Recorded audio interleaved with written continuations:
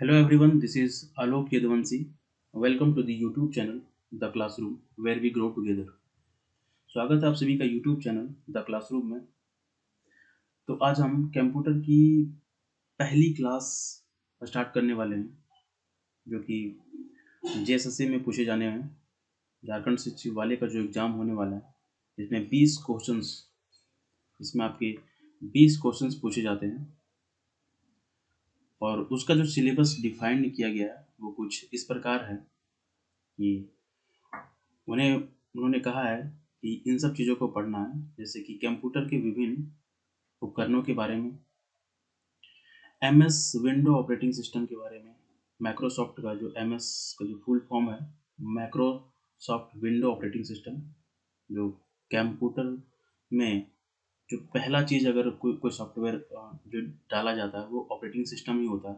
तो विंडो एक operating system है जो माइक्रोसॉफ्ट के द्वारा बनाया जाता है, तो उसके बारे में डिटेल से पढ़ने हैं। फिर एमएस ऑफिस के बारे में पढ़ने को कहा गया है। एमएस ऑफिस भी माइक्रोसॉफ्ट का ही है, जो इसमें एक्सेल आपके आते हैं, पावर पॉइंट आते हैं, वन नोट आते हैं, एक्सेट्रा वगैरह आते हैं, आउटलुक वगैरह देखने को मिलता है। फिर जो लास्ट जो पढ़ने को कहा गया है वो इंटरनेट ऑपरेशंस के विधियों के बारे में पढ़ने के लिए कहा गया है। तो इन सब चीज़ों के बारे में पढ़ेंगे। इसके अलावा जो क्वेश्चंस बनते हैं वो थोड़ी इसकी हिस्ट्री से बनते हैं कि कंप्यूटर वर्ड आया कहाँ से, किसने पहले इसके बारे में सोचा था, फादर ऑफ कंप्यूटर किसे कहा जाता है, फादर ऑफ मॉडर्न कंप्यूटर किसे कहा जाता है, पहला इलेक्ट्रॉनिक कंप्यूटर कौन सा था, ये सब चीज़ें पूछा जाता है। तो इसकी हिस्ट्री के बारे में पहली बार पढ़ेंगे। पहली बात इसकी हिस्ट्री को कवर करेंगे, फिर ये पूरे सिलेबस को कवर करेंगे, फिर लास्ट में शॉर्टकट कीज़ के बारे में पढ़ेंगे। शॉर्टकट कीज़ क्या होता है कि आजकल बहुत ही ज़्यादा ट्रेंड में है कि कंट्रोल प्लस अगर पी दबाते हैं तो हमें क्या आउटपुट मिलते हैं, कंट्रोल प्लस बी दबाते हैं तो हमें क्या आउटपुट मिलते हैं, कंट्रोल प्लस सी दबाते हैं तो क्या मिलता है, कंट्रोल प्लस ए दबाते हैं तो क्या मिलते हैं, ऐसे बहुत सारे हैं, control plus alt plus window दबाते हैं तो क्या मिलता है। तो इन सब चीज़ों के बारे में भी पढ़ेंगे और जानेंगे। तो चलिए स्टार्ट करते हैं। ये है कंप्यूटर के कुछ डिवाइसेस, कुछ उपकरण जिसके बारे में हमें पढ़ना है। तो पहले हिस्ट्री को जानते हैं, उसके बाद चीज़ों को देखेंगे आगे। History of computer. ठीक है, फिर स्टार्ट करते हैं। देखो, जो कंप्यूटर वर्ड है ना, जो कंप्यूटर जो वर्ड है ये कंप्यूट से मिलकर के बना है। पता है कंप्यूट का मतलब होता है कैलकुलेशंस।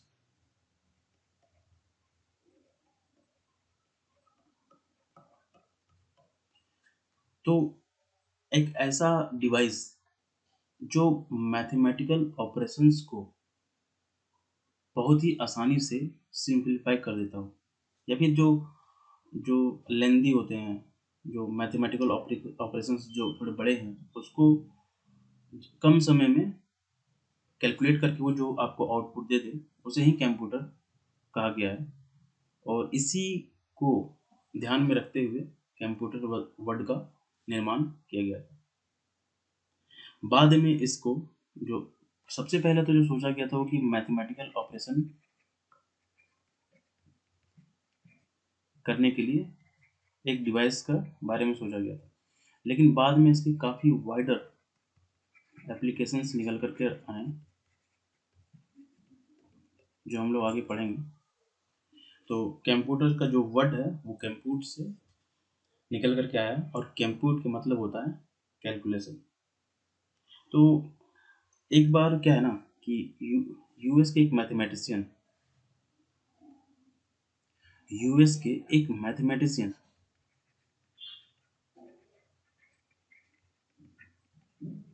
जिसका नाम चार्ल्स बेबेज था। चार्ल्स बेबेज ही पहले ऐसे आदमी थे जिन्होंने ये कल्पना की थी कि एक ऐसा डिवाइस हो जो ऑटोमेटिक मैथमेटिकल ऑपरेशंस को कैलकुलेट कर सके। और बेबेज ही ऐसा पहला आदमी था, बेबेज ही ऐसा पहला आदमी था जिन्होंने ये सोचा कि एक डिजिटल प्रोग्रामेबल कंप्यूटर के कॉन्सेप्ट को ओरिजिनेट किया जाए, और उन्होंने इस पे काफ़ी काम भी किया। चार्ल्स बेबेज ने कंप्यूटर बनाने के लिए काफ़ी मेहनत की थी इसमें, कई सालों तक। और काफ़ी मेहनत के बाद इन्होंने एक मैकेनिकल कंप्यूटर का इन्वेंट भी किया। तो अगर ये पूछा जाए कि फर्स्ट मैकेनिकल कंप्यूटर की फर्स्ट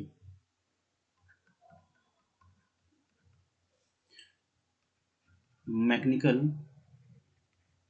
कंप्यूटर का इन्वेंशन किसने किया, तो आपका आंसर चार्ल्स बेबेज होना चाहिए। क्योंकि कंप्यूटर की चार्ल्स बेबेज होना चाहिए क्योंकि कंप्यूटर के बारे में पहला जो किसी ने सोचा था वो चार्ल्स बेबेज ही थे, और पहला जो कंप्यूटर जिन्होंने बनाया वो भी चार्ल्स बेबेज ही थे। तो फादर ऑफ कंप्यूटर भी इन्हें ही कहा गया था। फादर ऑफ कंप्यूटर भी इन्हें ही कहा जाता है। काफ़ी बार ये क्वेश्चंस आ चुके हैं कि फादर ऑफ कंप्यूटर किसे कहते हैं। अच्छा, आजकल जो क्वेश्चन बहुत ज़्यादा ट्रेंडिंग में ये है कि फादर ऑफ मॉडर्न कंप्यूटर किसे कहा जाता है। फादर ऑफ मॉडर्न कंप्यूटर किसे कहा जाता है, तो इसका आंसर जो है वो एलन ट्यूरिंग है। इनके बारे में भी पढ़ेंगे थोड़ा सा, बाद में पढ़ेंगे, फिलहाल आप इसे याद रखिए। Father of modern computer Alan Turing को कहा जाता है। अच्छा, चार्ल्स बेबेज ने जो कंप्यूटर बनाने के बारे में सोचा था वो डिजिटल कंप्यूटर के बारे में सोचा था। और उन्होंने जो पहला कंप्यूटर जो बनाया था, पहला कंप्यूटर जो बनाया था वो डिजिटल ना होकर के वो मैकेनिकल था, मतलब फुल्ली इलेक्ट्रॉनिकली नहीं थी वो। और चार्ल्स बेबेज की इस मॉडल पे चार्ल्स बेबेज के इस मॉडल पे हरमन हॉलीरथ ने बहुत काम किया था, बहुत काम किया था, और इन्हें सक्सेस भी मिली, और इन्हें सक्सेस भी मिली। इसने एक डिवाइस बनाया, और इन्होंने एक डिवाइस बनाया जो इलेक्ट्रॉनिक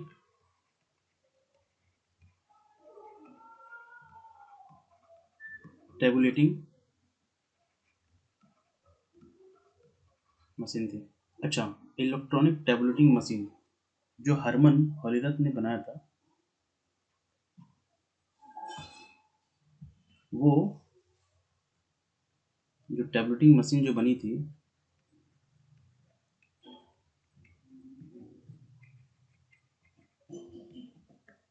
वो पंच कार्ड पे काम करता था। पंच कार्ड पंच कार्ड होता है जो आज भी यूज किए जाते हैं सर, आज भी ये कंप्यूटर्स में यूज होते हैं। तो ये पूछा जाता है कि पंच कार्ड किसने डिस्कवर किया था, तो ये हरमन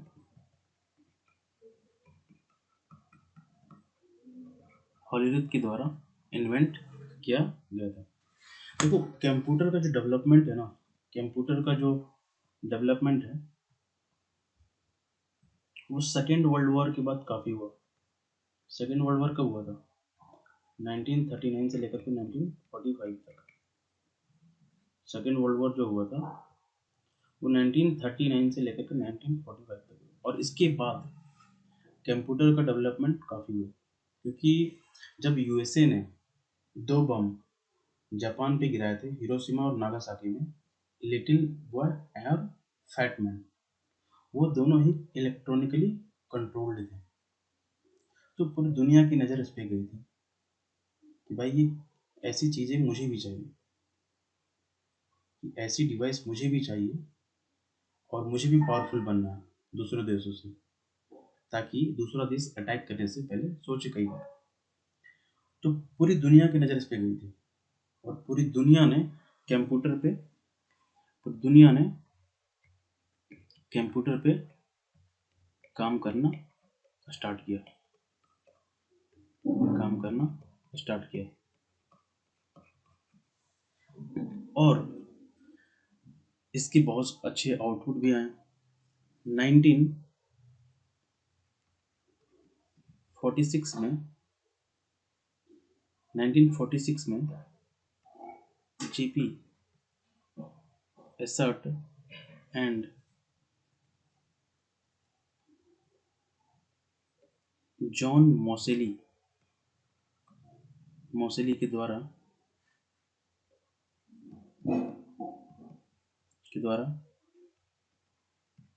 पहला इलेक्ट्रॉनिक कंप्यूटर बनाया गया।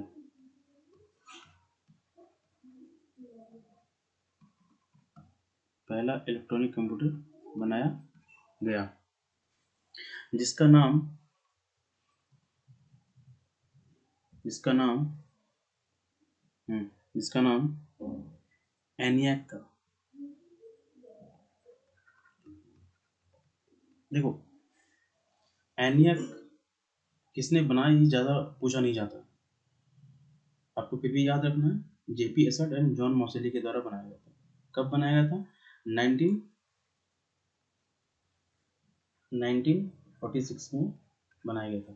पूछा क्या जाता है कि इसका फुल फॉर्म क्या होता है, तो एनियाक का जो फुल फॉर्म होता है वो इलेक्ट्रॉनिक न्यूमेरिकल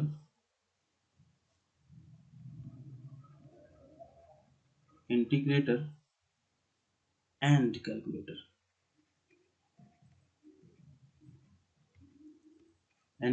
था। ये अगर क्वेश्चन पूछा जाता कि पहला इलेक्ट्रॉनिक कंप्यूटर का नाम क्या था, तो वो एनियाक था। दूसरा क्वेश्चन कि एनियाक का फुल फॉर्म क्या होता, तो electronic numerical integrator and calculator. ठीक है, ये होता है। फिर इसमें और भी काम होते गए, और 1951 में एक बहुत बड़ा रिवोल्यूशन आया कंप्यूटर की दुनिया में, जब जॉन वैन न्यूमैन के द्वारा एक ऐसा कंप्यूटर बनाया गया एक ऐसा कंप्यूटर बनाया गया जो जो इंफॉर्मेशन को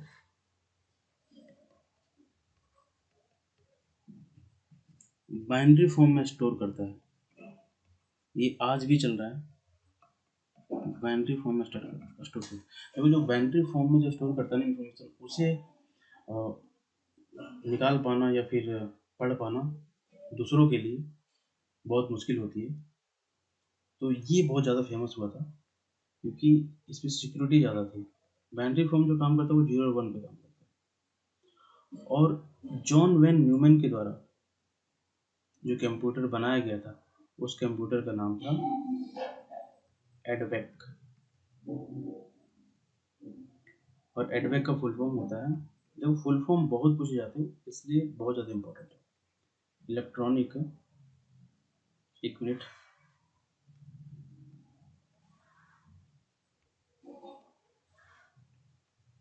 electronic discrete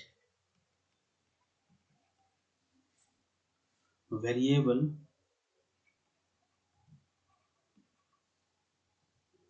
variable automatic computer. तो ये आपको याद रखना है, ठीक है। इसके बाद देखो कंप्यूटर की बहुत सारी चीज़ें आई, कई जनरेशन आए और गए, और डेवलपमेंट इसका होता गया, और इसका डेवलपमेंट होता गया। और आज हम जान ही रहे हैं कि हम मैकबुक यूज करते हैं, विंडोज़ यूज़ करते हैं जो कि 4th जनरेशन है, और इसके जो कंपोनेंट्स हैं आज जो हम यूज करते हैं वो एडवांस इंटीग्रेटेड सर्किट को यूज करते हैं, इंटीग्रेटेड सर्किट को यूज करते हैं। ये 4th जनरेशन है। हम जनरेशन सारे जनरेशन को देख लेते हैं, क्योंकि इसका जो 5th जनरेशन है वो ऑप्टिकल फाइबर पे काम करता है। तो हम जनरेशन को अच्छे से देख लेते हैं, क्योंकि इससे क्वेश्चन काफी बनते हैं, ठीक है। तो आप ऐसे करें कि आप यहाँ पे लिख लें जनरेशन,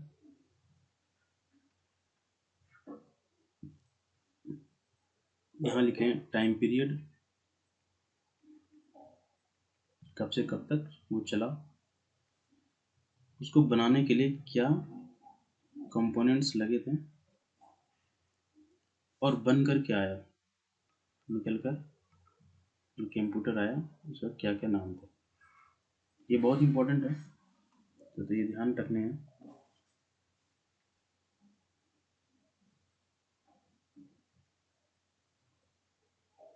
तो हेडिंग 1 नंबर पर डालें जनरेशन 1,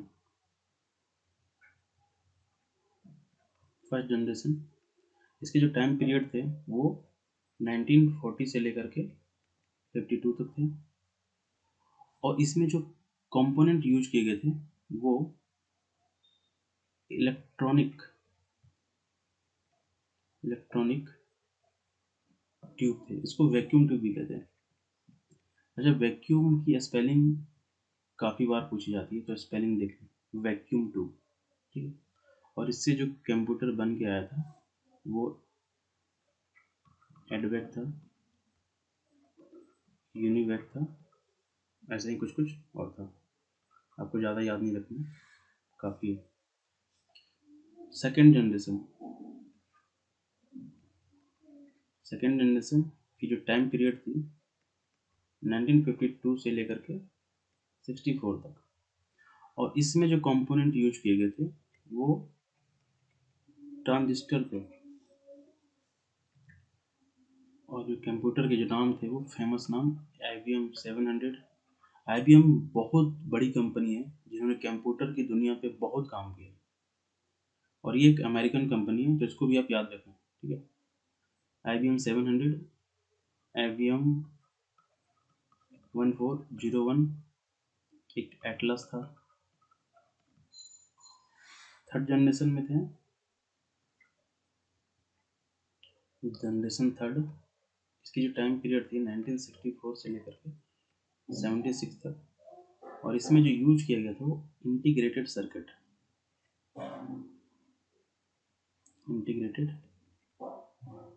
सर्किट यूज किया गया था,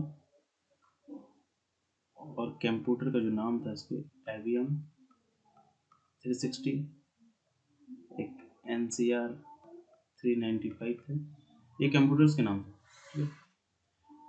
4th जनरेशन जिस पे भी हम लोग हैं, 4th जनरेशन, 1 मिनट।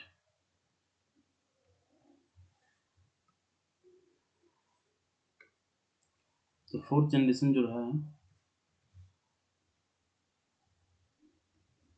वो 1976 से लेकर के टिल नाउ अब तक जो चल रहा है। तो इसमें जो हम लोग यूज करते हैं वो एडवांस्ड इंटीग्रेटेड सर्किट यूज करते हैं, और कंप्यूटर के नाम पे आप एप्पल लिख लें, और अब कोई भी मैकबुक एप्पल का ही आता है, एटसेट्रा, इस पर सबसे ज़्यादा भी काम यही करा। और फिफ्थ जो जनरेशन है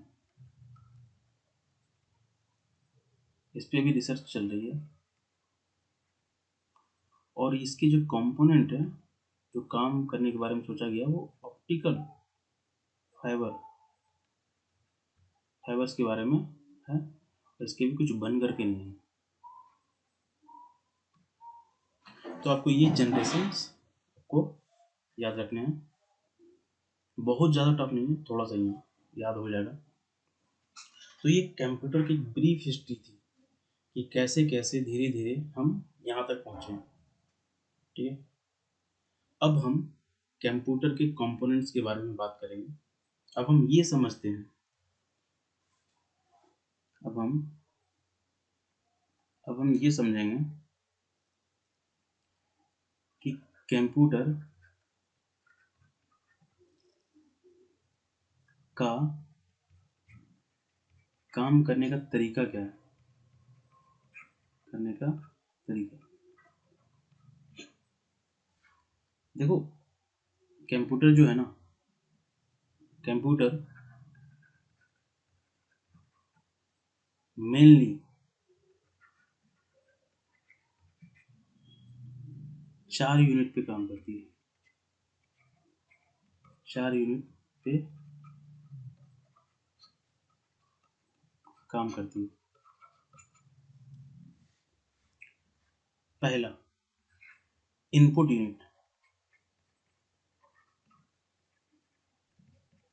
इनपुट यूनिट में क्या होता है ना, कि ये आपसे डाटा लेता है। जो यूजर है वो उसको इनपुट देते हैं। जैसे कीबोर्ड से हम कुछ टाइप कर कर कंप्यूटर को बताते हैं कि ये चीज़ें करनी है, तो ये क्या करता है, डाटा रिसीव करता है। दूसरा जो बहुत ही इंपॉर्टेंट है, वो कंट्रोल कंट्रोल प्रोसेसिंग यूनिट है, जिसको हम लोग सीपीयू भी कहते हैं। तीसरा जो है एक्सटर्नल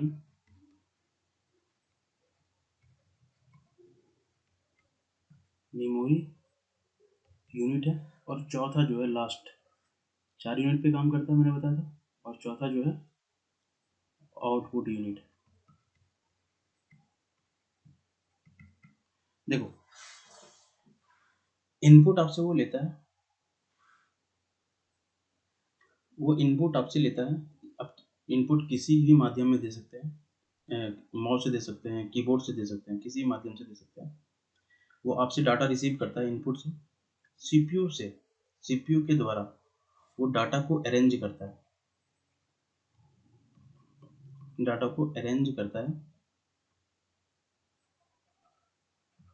डाटा को अरेंज करता है और उसको प्रोसेस भी करता है, अरेंज करता है और प्रोसेस करता है एक्सटर्नल यूनिट की मदद से, एक्सटर्नल यूनिट की मदद से। और फिर आपको वो आउटपुट देता है। मतलब जो आपको इन्फॉर्मेशन चाहिए वो आपको देता है। ठीक है, जैसे कि मैं आपको दिखा दूं,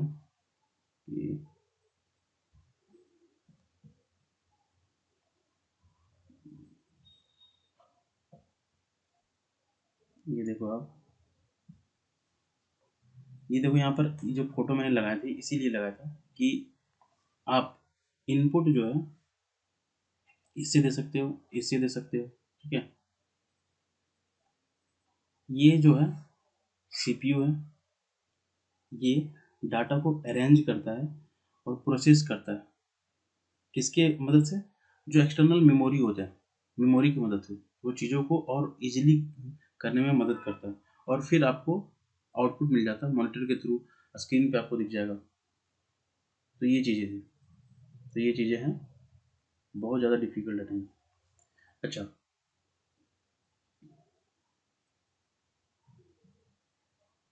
एक मिनट,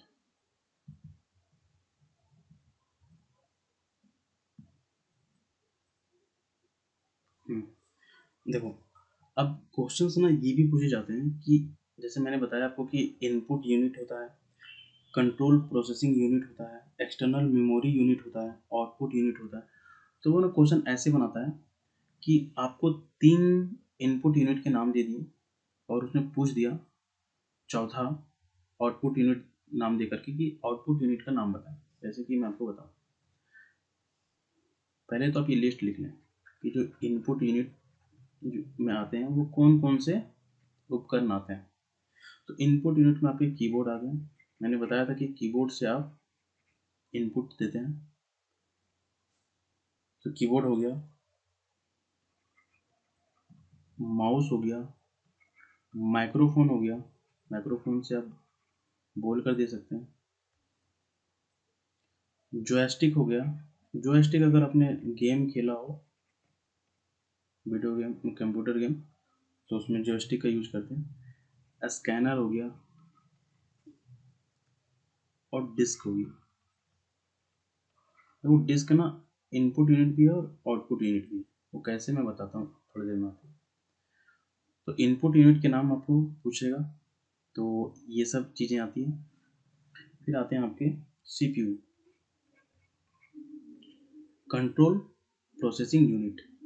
मैंने पीछे लिख रखा है कंट्रोल प्रोसेसिंग यूनिट। इसको कंप्यूटर का ना ब्रेन भी कहा जाता है, ब्रेन ऑफ द कंप्यूटर, क्योंकि ज़्यादा जो काम है वो यही करता है। ब्रेन ऑफ द कंप्यूटर भी कहा जाता है और इसको एक चीज़ और कहा जाता है micro processor of the computer.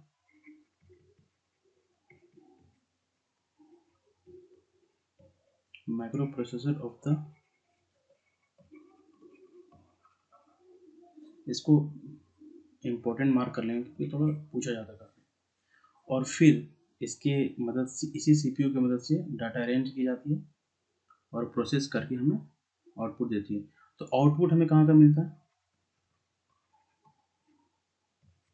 Output unit में अगर मैं कहूँ तो आपको प्रिंटर से निकल कर मिलता है। होता है ना कि कोई चीज़ आपने इन्फॉर्मेशन डाला कि ये चीज़ें प्रिंट करके दे दो, तो प्रिंटर आपको आउटपुट देता है। स्क्रीन प्रोसेस करके आपको स्क्रीन में ही दिख जाता है। प्रोजेक्टर में भी हमको रिजल्ट देखने को मिलता है। और हेडफोन, आप ऐसे कह लें कि जो आउटपुट यूनिट है वो रिजल्ट देता है, और जिन जिन चीज़ों से आपको लगता है कि रिजल्ट मिल सकता है वो आउटपुट यूनिट होता है, एक्सेट्रा। तो ये चीज़ें आपको याद रखनी है। अब आते हैं मेन मुद्दे पे। मैंने यहाँ पर हिस्ट्री पूरी ख़त्म कर दी, जनरेशन इसके जितने थे वो मैंने ख़त्म कर दिए। इस कंप्यूटर किन चीज़ों पे काम करता है वो मैंने बता दिया। अब पार्ट्स ऑफ द कंप्यूटर पढ़ेंगे डिटेल्स में, बहुत ही इंपॉर्टेंट है। Parts of the computer, parts of the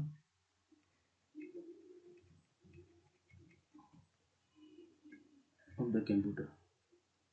देखो, मैंने जो भी आपको फोटो दिखाया था ये कंप्यूटर के पार्ट्स ही हैं। ये देखो, मॉनिटर किसे कहते हैं? तो आप देख रहे हो कि मॉनिटर, ये मॉनिटर है जिसमें आप ये टीवी जैसा इसका इंटरफेस है, जिसमें स्क्रीन के द्वारा आपको चीज़ें देखने को मिलती है। ठीक है, फिर आपको माउस, ये सीपीयू से ही जुड़ा हुआ होता है। माउस हो गया, कीबोर्ड हो गया, मॉनिटर हो गया, ये सीपीयू के ही पीछे से जुड़ा हुआ होता है। इसीलिए इसको ब्रेन ऑफ द कंप्यूटर बोला जाता है, क्योंकि सारा काम जो सीपीयू के द्वारा ही होता है। ठीक है,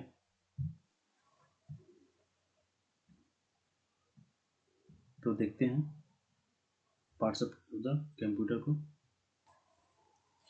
पहला जो आप लिखेंगे मॉनिटर। मॉनिटर का मैंने फोटो आपको दिखा दिया। It's like a, it's like a television,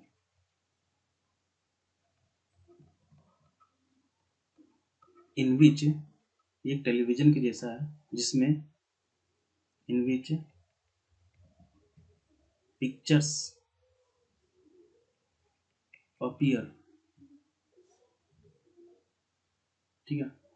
अच्छा, एक चीज़ और, इसमें जो पिक्चर अपीयर होते हैं वो डॉटेड फॉर्म में होता है, ठीक है। कई बार एक क्वेश्चन पूछा गया कि जो पिक्चर अपीयर होते हैं वो किस फॉर्म में होते हैं, तो वो डॉटेड फॉर्म में होते हैं, डॉट डॉट से मिलकर के बना होता है वो, आपको याद रखना है। और ये डॉटेड फॉर्म को पिक्सल कहते हैं, ठीक है। तो मॉनिटर आपको पता चल गया, ये पहला पार्ट है। दूसरा part, hard disk and floppy disk.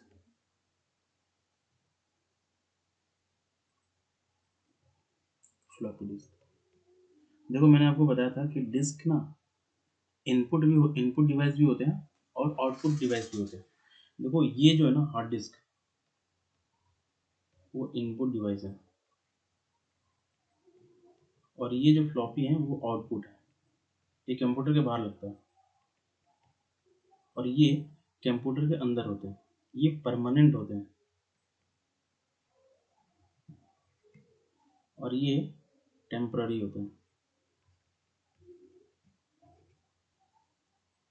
Hard disk क्या होता है ना कि जो कंप्यूटर में यूज किया जाता है, और इसमें ना ये जगह होता है, स्पेस। आपने सुना होगा हार्ड ड्राइव कितने जीबी का है, तो ये स्पेस देता है अपना कि लो भाई जगह लो और इस पर काम करो। तो ये कंप्यूटर के अंदर होता है और ये परमानेंट होता है, ये टेम्पररी होता है। फ्लॉपी डिस्क का काम क्या है कि ये डाटा को ट्रांसफर करता है। It is utilized to transfer the data from one computer to other computer, one computer to other computer, ठीक है। तीसरा चीज जो है वो माउस। माउस क्या होता है? एक ऐसा इक्विपमेंट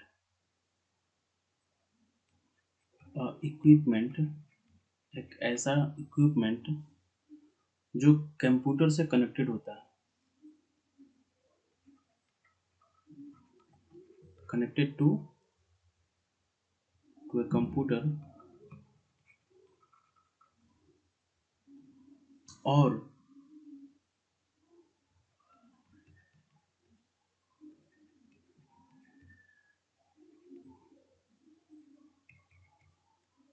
और कंप्यूटर को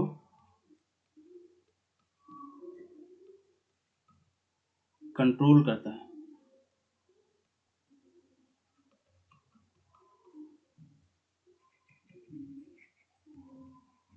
बगैर कीबोर्ड को टच किए।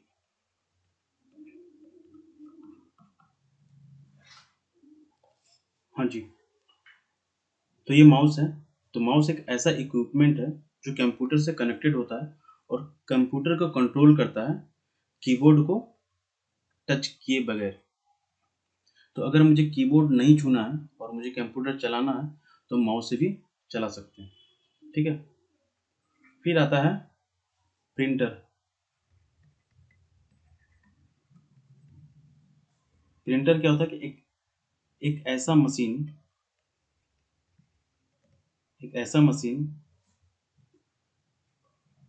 That print out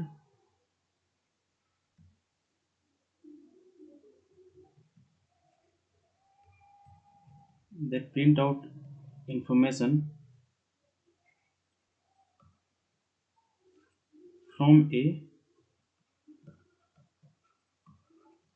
from a computer into A paper. हम सब जानते हैं कि कोई चीज़ हमें प्रिंट आउट निकालना होता है तो एक प्रिंट आउट मशीन से हमें एक पेपर मिल जाता है जिसमें इंफॉर्मेशन होते हैं, जैसे कि कुछ लिखा हुआ होता है या कुछ फोटो ही होता है जो हमें कंप्यूटर से निकलने के बाद मिल जाता है। देखो प्रिंटर ना कई प्रकार के होते हैं। प्रिंटर की जो टाइप्स होते हैं, ये इसके टाइप्स इंपॉर्टेंट हैं। टाइप्स ऑफ प्रिंटर, छोटी सी चीज़ें हैं। तो एक डॉट मैट्रिक्स होते हैं, डॉट मैट्रिक्स प्रिंटर होते हैं।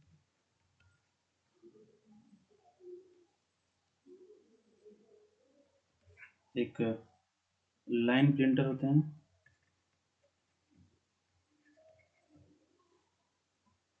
एक कलर प्रिंटर होते हैं, जो कलर फॉर्म में निकाला जाता है। एक इंकजेट, इंकजेट प्रिंटर होता है। और एक आपका लेजर प्रिंटर होता है। ये सबसे ज़्यादा पावरफुल प्रिंटर होता है, मोस्ट इफेक्टिव among ऑल। ठीक है, अब आते हैं छठा जो डिवाइस है, स्कैनर।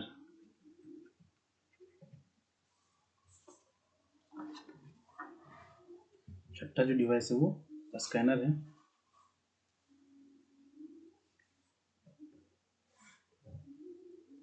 स्कैनर एक एक ऐसा इलेक्ट्रॉनिक मशीन,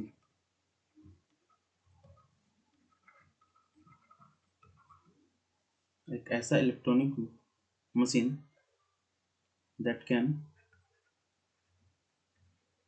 लुक आउट, जो चीज़ों को पढ़ता है, रिकॉर्ड करता है और इमेज को सेंड इमेजेस एंड इलेक्ट्रॉनिक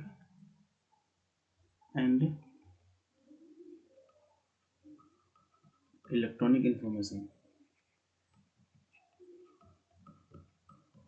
ठीक है, तो स्कैनर एक ऐसा मशीन है, हम स्कैन करने वाले मशीन को जानते हैं, हम कई बार देख चुके हैं। अगर आप कोई फोटो कॉपी का जो दुकान है वहाँ पर स्कैन करने वाले, उसमें आप कोई पेज को रख दो, किसी इमेज को रख दो, उसे वो स्कैन करता है और रिकॉर्ड भी करने वाला भी होता है।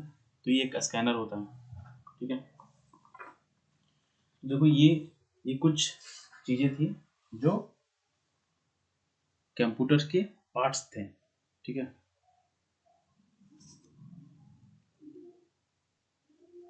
अब वो देखो कंप्यूटर के सिस्टम के बारे में पढ़ते हैं। कंप्यूटर सिस्टम देखो, मैं बताता हूँ। कंप्यूटर जो काम करती है ना, कंप्यूटर जो काम करती है और अपने टास्क को परफॉर्म करती है, तो वो कैसे करती है? उसके अंदर सॉफ्टवेयर होता है, हार्डवेयर होता है। ठीक है, तो उन हार्डवेयर और सॉफ्टवेयर को पढ़ेंगे।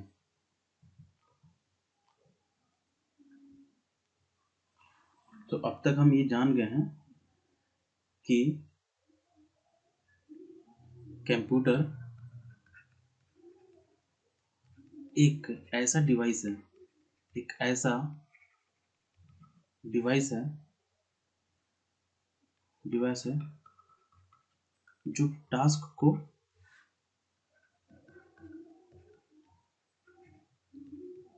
परफॉर्म करता है।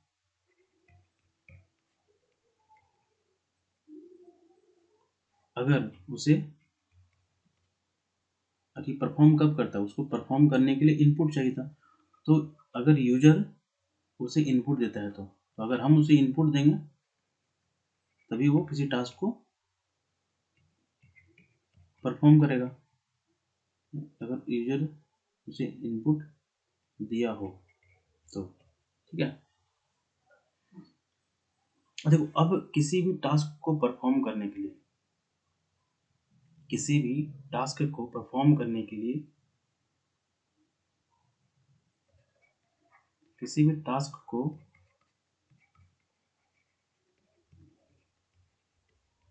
परफॉर्म करने के लिए उसे दो सिस्टम की जरूरत पड़ती है, दो सिस्टम की जरूरत पड़ती है। और वो कौन कौन से हैं?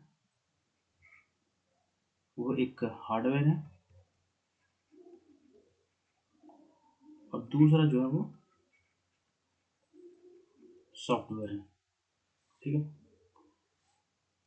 तो हार्डवेयर और सॉफ्टवेयर को देखते हैं कि क्या होता है हार्डवेयर और क्या होता है सॉफ्टवेयर। तो पहला जो है वो हार्डवेयर। देखो, हार्डवेयर, ये नाम से ही पता चल रहा है कि ये हार्ड होगा।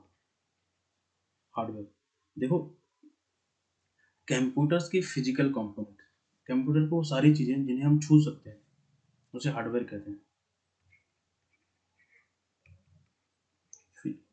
Physical components of a computer. जैसे कि अगर मैं कहूँ हार्डवेयर, तो जो इनपुट डिवाइसेस होते हैं, तो मैंने बताया था आपको कि जो इनपुट डिवाइसेस होते हैं, जैसे कि कीबोर्ड हो गए,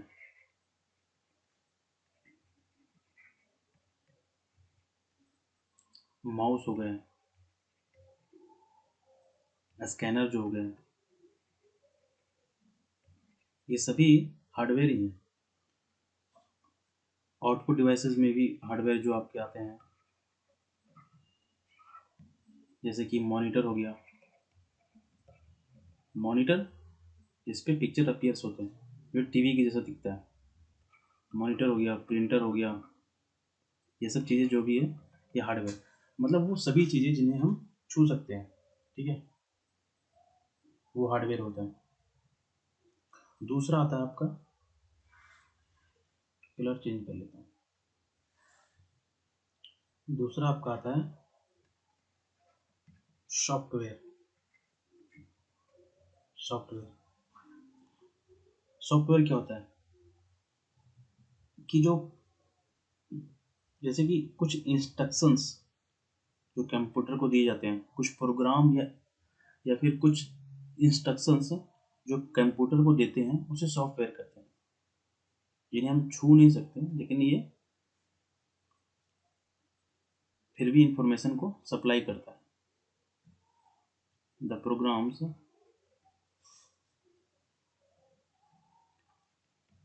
the programs and instructions supplied to the computer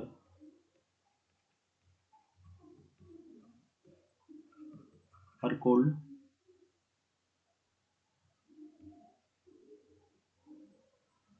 software. अब सॉफ्टवेयर देखो कई तरह का होता है, जैसे कि मैं आपको बता दूं कि सिस्टम सॉफ्टवेयर, तो सिस्टम सॉफ्टवेयर में आपके जो ऑपरेटिंग सिस्टम है, इसके बारे में मुझे पढ़ना भी है, विंडोज़ के बारे में, operating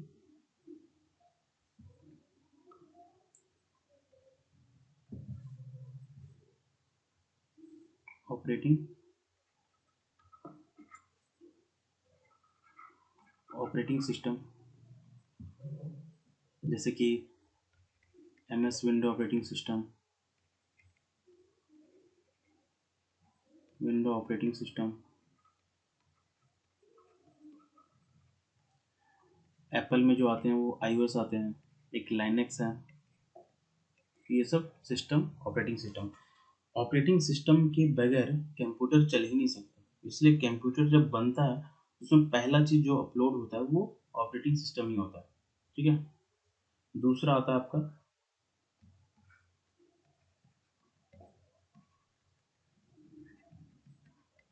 application software.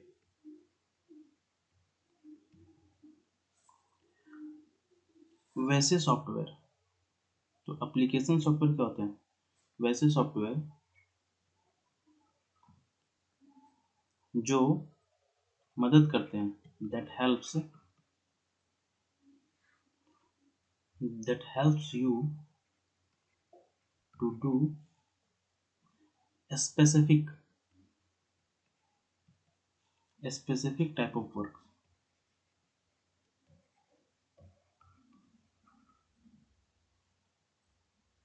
Type of works are called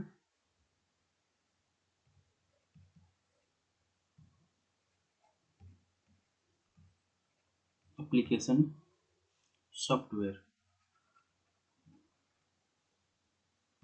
जैसे कि एम एस वर्ड,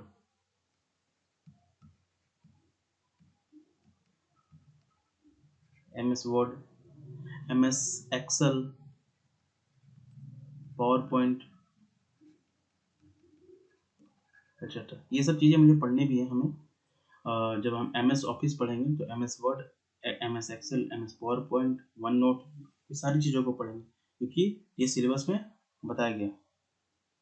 तो एप्लीकेशन सॉफ्टवेयर क्या होता है कि एक ऐसा सॉफ्टवेयर जो आपको मदद करता है किसी स्पेसिफिक टाइप ऑफ काम को करने के लिए। जैसे कि एम एस वर्ड में आप चीज़ों को लिख सकते हैं, पावर पॉइंट में आप कुछ किसी एक प्रेजेंटेशन पूरी अच्छे तरीके से तैयार कर सकते हैं। तो एक स्पेसिफिक काम ये करने में आपको मदद करता है। एक और जो सॉफ्टवेयर आता है आपका यूटिलिटी सॉफ्टवेयर।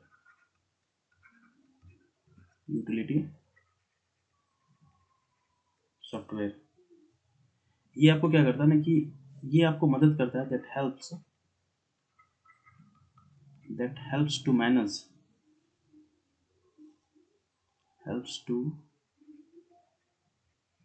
manage या फिर मेंटेन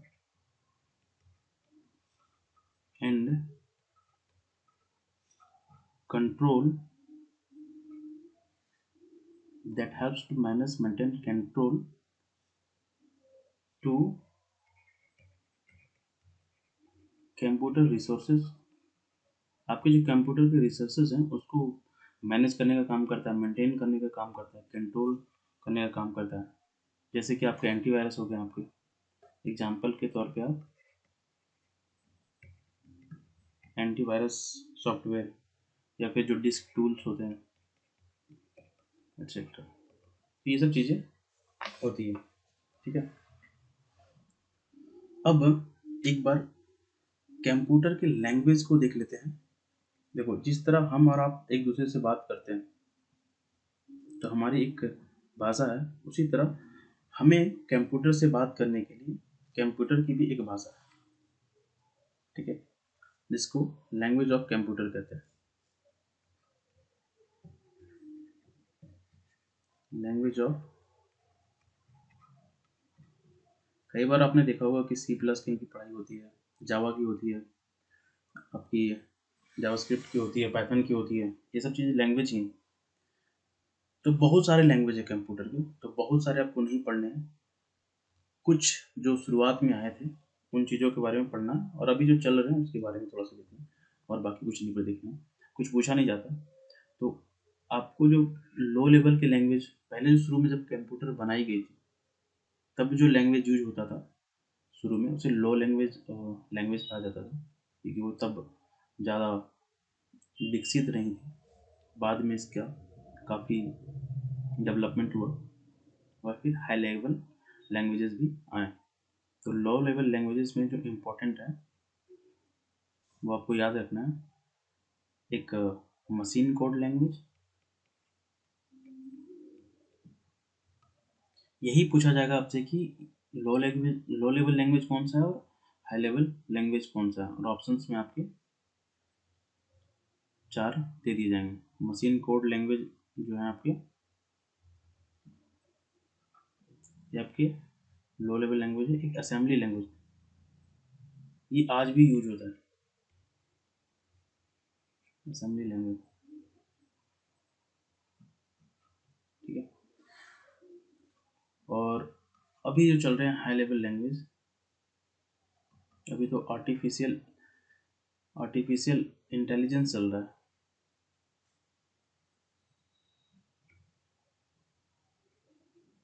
तो हाई लेवल लैंग्वेजेस कौन कौन से थे? पहला जो हाई लेवल लैंग्वेज जो बन करके आए थे वो था Fortran. First high level language जो थे वो फोर्ट्रैन थे। इसका फुल फॉर्म होता है फॉर्मूला और ट्रांसिट ट्रांसलेशन। फॉर्मूला ट्रांसलेशन पहला ये लैंग्वेज है कंप्यूटर का जो हाई लेवल लैंग्वेज है, और इसको यूज किया जाता था फॉर सॉल्विंग मैथमेटिकल फार्मूला। मैंने आपको पहले भी बताया था कि कंप्यूटर को बनाने का पहला जो जो उद्देश्य था वो मैथमेटिकल ऑपरेशंस को सॉल्व करना ही था। For solving mathematical formula very quickly. ठीक है, फिर दूसरा हाई लेवल लैंग्वेज के बारे में बात करें तो कोबोल है। कोबोल का फुल फॉर्म होता है कॉमन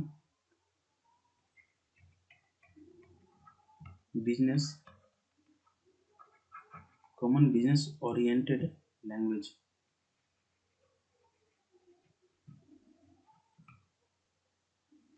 ये जो है, देखो आपको नाम से ही पता चल गया कि ये बिजनेस के लिए था। तो ये जो था वो फॉर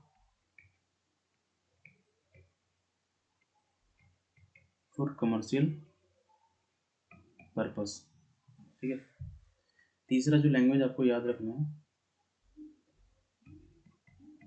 बेसिक। बेसिक का फुल फॉर्म क्या है? एक लैंग्वेज है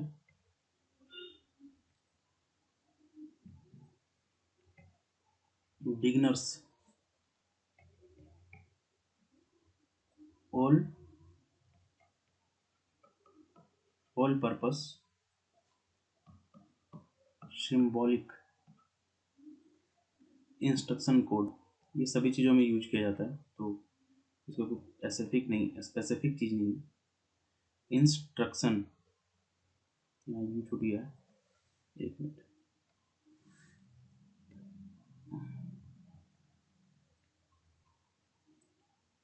beginners all purpose symbolic instruction code. दो लैंग्वेज और जानेंगे। चौथा एक है एल गोल्ड। इसका फुल फॉर्म है एल्गोरिदम एल्गोरिदमिक लैंग्वेज।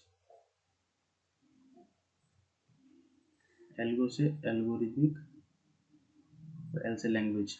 ठीक है, और अभी जो सबसे ज़्यादा एल्गोरिदमिक जो है आपके, ये अलजेब्रिक कैलकुलेशन के लिए काफ़ी फेमस है। अलजेब्रिक कैलकुलेशंस के लिए यूज किए जाते हैं।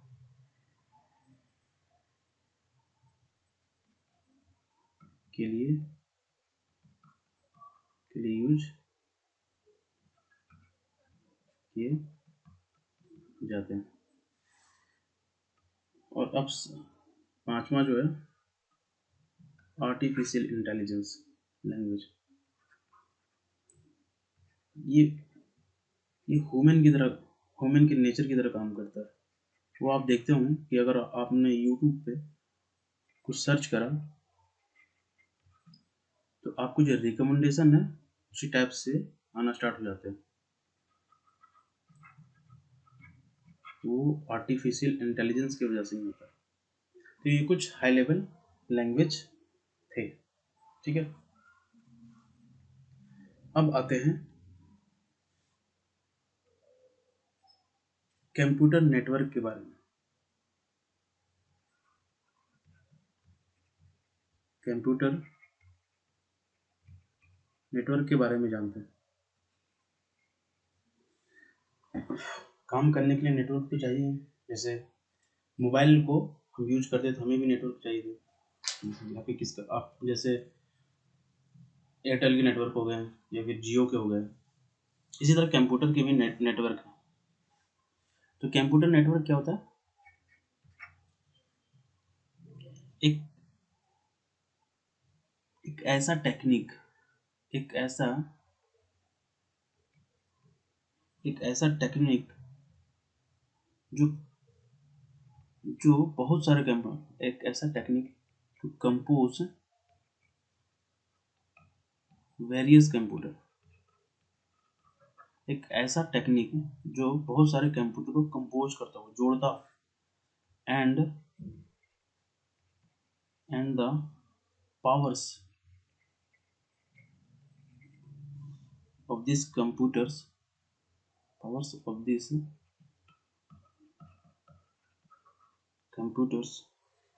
are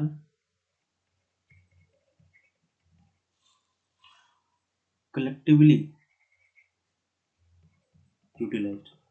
कंप्यूटर का नेटवर्क क्या होता है? नेटवर्क यही होता है कि वो एक चीज से दूसरी चीज को जोड़ता है, और दोनों को जोड़ने के बाद दोनों की पावर्स जो कंबाइन हो जाती है, और दोनों उसको पावर्स को हम यूज करते हैं।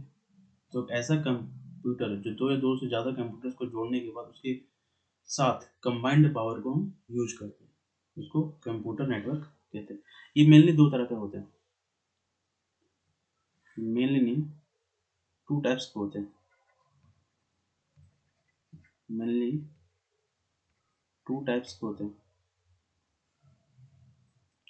पहला लैन, तो लैन का फुल फॉर्म पूछा जाता है, मैं आपको दूसरे पेज में बता देता हूँ।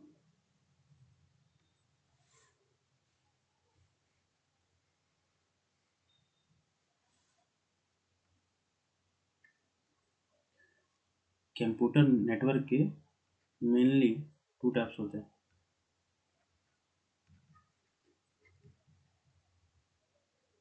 टू टाइप्स के होते हैं। पहला आपकी लैन, इसकी फुल फॉर्म क्या होता है? Local area network. जैसे कि हम कुछ बिल्डिंग्स और कुछ ऑफिसेस को कनेक्ट करना चाहते हैं तो हम लैन का यूज करेंगे, ठीक है। लोकल एरिया अगर मुझे यूज करना हो, जैसे कि कुछ एक सोसाइटी में एरिया को कनेक्ट करना हो, या फिर एक ऑफिस में एक नेटवर्क चाहिए तो उसको कनेक्ट करना हो, तो हम लैन को यूज करते हैं। दूसरा आता है आपका वैन। अब प्रीवियस ईयर क्वेश्चन देखेंगे तो काफ़ी क्वेश्चंस पूछे गए हैं इससे। इसके सिर्फ full form wide area network, ये क्या है? लार्ज एरिया को कनेक्ट करता है। इसका लार्ज एरिया को, ये लार्ज एरिया को कनेक्ट करता है, जैसे कि किसी शहर के पूरे एरिया को कनेक्ट करना हो, या फिर किसी टाउन के पूरे एरिया को कनेक्ट करना हो, तो हम वैन का यूज करते हैं, वाइड एरिया नेटवर्क को। तो ये थे आपके कंप्यूटर के कुछ बेसिक्स से चीज जिनको हमने जाना। अभी हम इसके कंप्यूटर के टर्मिनोलॉजी के बारे में जाना। टर्मिनोलॉजी क्या होता है कि अगर मुझे रैम के बारे में जानना है, रैंडम एक्सेस मेमोरी, रोम के बारे में जानना है, ठीक है, जो कंप्यूटर के जो टर्म्स होते हैं, जो टर्मिनोलॉजी होते हैं बहुत सारे, उसके बारे में जानेंगे। जैसे बाइट क्या होते हैं, बिट्स क्या होते हैं, जीबी क्या होते हैं, एमबी क्या होते हैं। तो एक बार हम कंप्यूटर टर्मिनोलॉजी को पढ़ेंगे। उसके बाद एमएस विंडो, तो हाँ, इसके बाद कंप्यूटर टर्मिनोलॉजी के बारे में पढ़ेंगे।